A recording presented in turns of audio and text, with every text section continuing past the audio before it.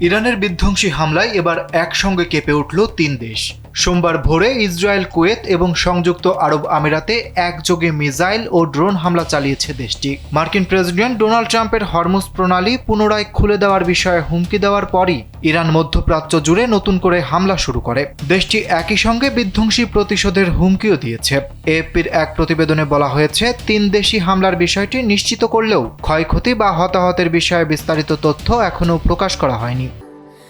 Sandalina so, রূপচর্চায় আভিজাত্য।